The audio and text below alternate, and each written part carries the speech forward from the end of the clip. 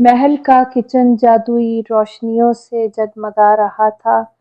Cinderella खुशी से हंसती हुई अंदर दाखिल हुई। सिंड्रेला ने अपनी जादुई छुरी घुमाई और किचन के बर्तन खुद ब खुद जगमगाने लगे। दूध, चावल और चीनी सुनहरी रोशनी के साथ देगची में गिरते गए।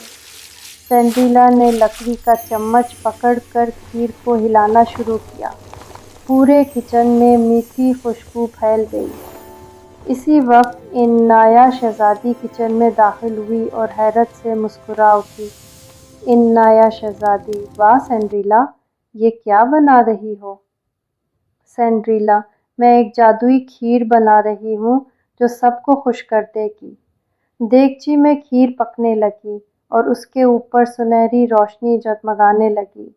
चमकते हुए सुनहरी प्याले हवा में उड़ने लगे और खुद ब खुद खीर से भर गए।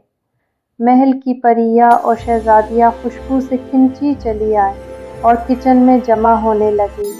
सबने खीर खाई और उनके चेहरे खुशी से जगमगा उठे। इनाया शहजादी, ये तो दोस्ती और खुशी का जादू है। सब तालियां बजाने लगे और किचन जश्न में बदल गया। जादुई रोशनियों ने किचन को घेर लिया। दीवारों पर सितारे झलमलाने लगे। सिंड्रेला और इनाया शहजादी ने हाथ थामे मुस्कुराते हुए कहा, remembered forever. Please subscribe, like and share.